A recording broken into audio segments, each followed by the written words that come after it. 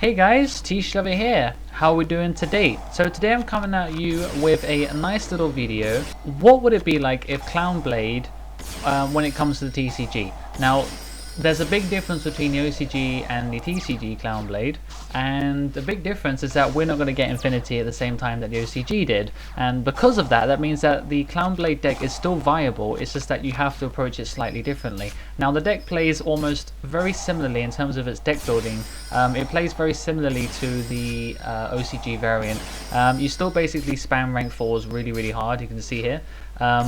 A quick note here. So the key of Clownblade is still to send Thousand Blades and Trick Clown to the graveyard so that you can actually special summon both of them, because Trick Clown makes you take damage when it's special summoned, and then the Thousand Blades allows you to summon it when you've taken damage. So what you do is you make Laval Chain, and then you still have to send and get the ball rolling and still get the combo. You summon another, and then you can make Ptolemaeus, which allows you to basically access a bunch of rank 5s. Now, of course, normally you can use 3 level 4s to make Cyber Dragon Nova, and then that lets you go and summon Cyber Dragon Infinity, which is really good, because that card is really broken. It lets you steal monsters for free, it lets you negate stuff every turn, it gains attack points when it's got stuff attached to it, so it's got the whole shebang. But we're not going to get that, so what we have to do is we have to change our win condition, and our win condition now is either Blades, depending on if you're playing a random rogue matchup, or Diamond if you're playing against Masked Heroes, or Shadows,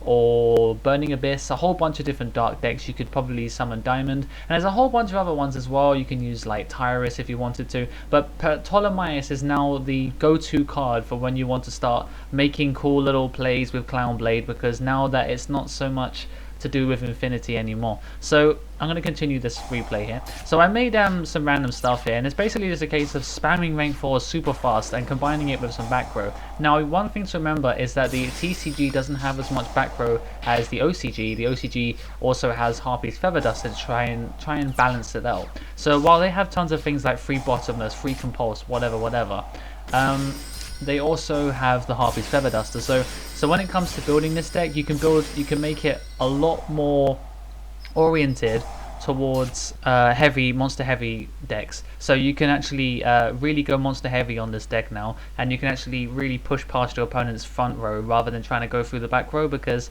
there isn't going to be as much of it. And I know that these two were bluffs when I was playing this. And of course, another thing is Utopia the Lightning. Now, this is a really cool card which is really easy to make.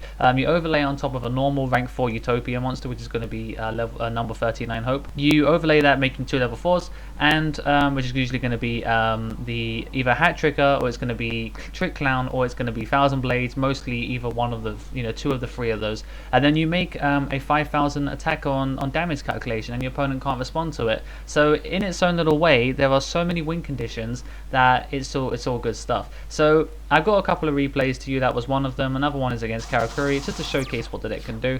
I got mistaken there, because actually, even though it conflicts with some aspects of the deck, it actually isn't that bad. It's actually pretty good, and I feel like some changes could be made to the deck, but overall I think it's really solid. So he made a stupid thing here and did a Raigeki, but he did set up Naturia Beast. Now against this deck it does absolutely nothing, because there's practically nothing to worry about, except for maybe Foolish Burial, but that's pretty much it. So at this point I just let myself do what I would normally do anyway. This guy is a vanilla, so I make Doltaros, but normally here I would make Ptolemaeus, and then that would allow me to go into Nova, which allow me to go into Infinity. I could steal this, put it onto attach it as an Xyz material. It would be 2700, and I'll be able to smash them through for quite a lot of damage. I mean, 27 plus 18, that's just over 4,000. That's almost like just over half of his life points. So even though I do this, it's not the same, but it's, it would have been nice to have an Infinity that can negate stuff as well. So while it might not be as powerful as the OCG, it's still very strong, and I don't know how it's going to contend with the format, but I still feel it'll be very good.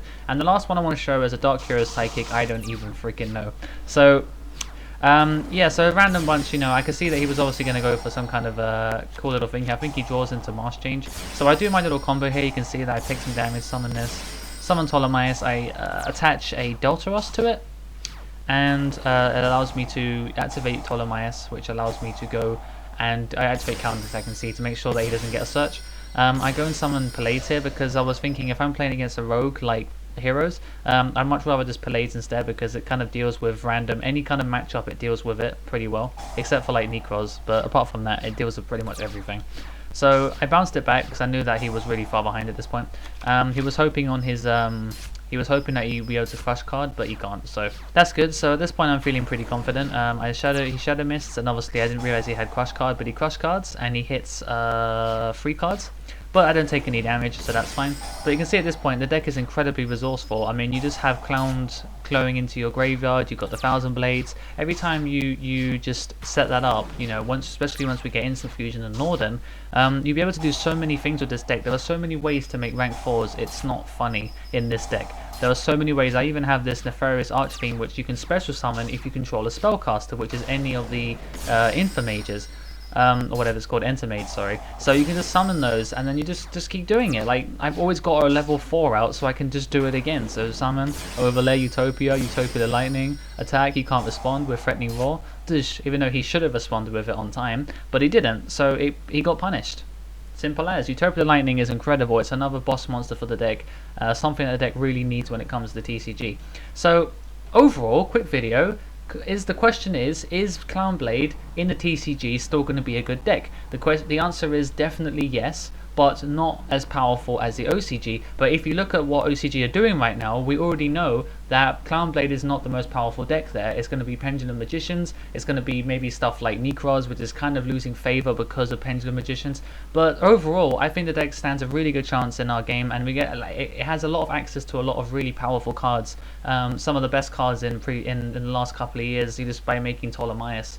So really looking forward to it, really looking forward to moving forward from here, what it's going to do to the game, and I really hope it's a cheap deck to pick up. So thanks for watching, guys, and don't forget to like, comment, subscribe. Definitely go to my Twitch in the description, and definitely follow that next, so you can catch my next stream, because I've been playing this all day long on the stream, and I hope you guys caught some of that. So anyway, thanks for watching, guys, and until next time, the TCG lover is out.